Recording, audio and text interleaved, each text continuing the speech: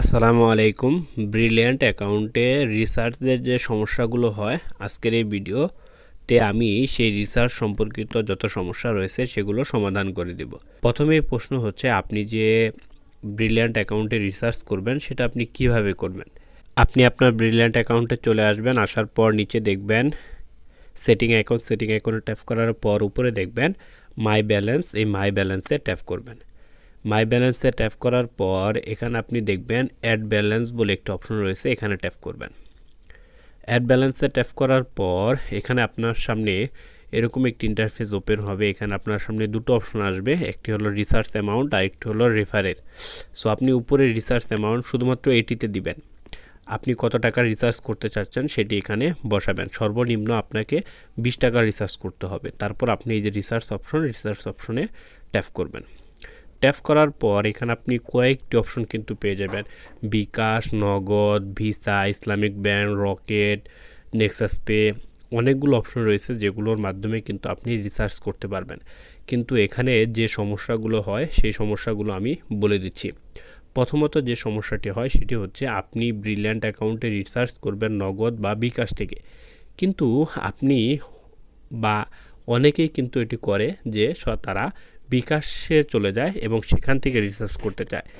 আপনি যদি ব্রিলিয়ান্ট অ্যাকাউন্টে রিসার্চ করতে চান, আপনি কিন্তু বিকাশে গেলে সেটা রিসার্চ হবে না, সরাসরি আপনার ব্রিলিয়ান্ট অ্যাকাউন্টে চলে আসতে হবে। ব্রিলিয়ান্ট অ্যাকাউন্টে আসার পর এখানে এই যে অপশনগুলো দেখতে পাচ্ছেন, এখান থেকে আপনাকে রিসার্চ করতে হবে। সো আপনি সরাসরি আপনার ব্রিলিয়ান্ট অ্যাকাউন্টে চলে আসবেন। আসার পর এখানে অনেকেই করে কি, এই যে বিকাশ এই অপশনটি দিয়ে আপনার রিসার্চ করতে চায়, যার দরুন কিন্তু রিসার্চ হয় না। এখানে আপনি এই যে অপশনটি দেখতে পাচ্ছেন বিকাশ পেমেন্ট এবং এই যে নগদ, এই দুটো অপশনের মাধ্যমে আপনি সবসময় রিসার্চ করবেন। সো আপনি বিকাশ পেমেন্টে ট্যাপ করবেন। বিকাশ পেমেন্টে ট্যাপ করার পর এখানে আপনি দেখতে পারবেন যে একটি নাম্বার আপনাকে দিতে বলবে। আপনি কার বিকাশ থেকে রিসার্চ করতে চাচ্ছেন। আপনি যদি রিসার্চের দোকানে গিয়ে রিসার্চ করতে চান, তাহলে তার যে বিকাশ নাম্বার সেটি আপনাকে এখানে দিতে হবে। আর আপনি যদি আপনার নিজের বিকাশ থেকে রিসার্চ করতে চান, তাহলে আপনার নিজের বিকাশ অ্যাকাউন্ট যে নাম্বার দিয়ে করা সেই নাম্বারটি এখানে বসাতে হবে। আপনি যদি আপনার বন্ধুর বিকাশ থেকে রিসার্চ করতে চান, তাহলে তার বিকাশে যে নাম্বারটি সেই নাম্বারটি এখানে বসাতে হবে।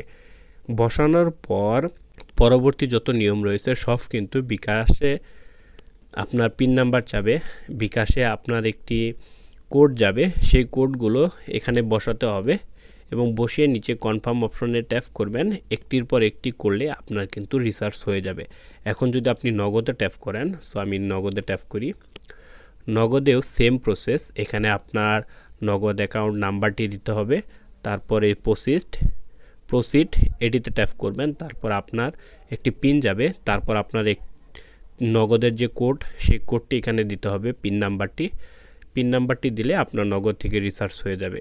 অনেকেই কিন্তু এই ভুলটি করে যে এখানে নাম্বারটি দিতে, পিন দিতে অনেকেই কিন্তু ভুল করে, যার কারণে তাদের কিন্তু এই রিসার্চ হয় না।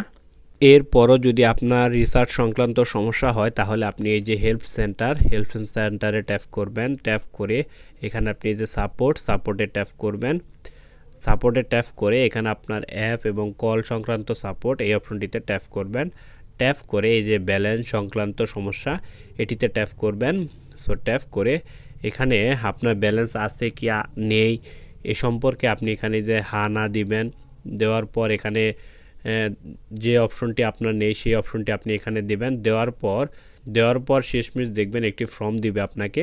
ফর্ম দেওয়ার পর আপনার নাম দিবেন, আপনার ইমেল দিবেন, আপনার ব্রিলিয়ান্ট যে নাম্বারটি সেই নাম্বারটি দেবেন। তারপর এখানে আপনি এই যে পাঠান অপশনে ট্যাপ করে তাদের কাছে একটি মেসেজ পাঠিয়ে দেবেন। তারা আপনার এই সমস্যাটি রিভিউ করে আপনার যে সমস্যা সেটি কিন্তু সমাধান করে দিবে।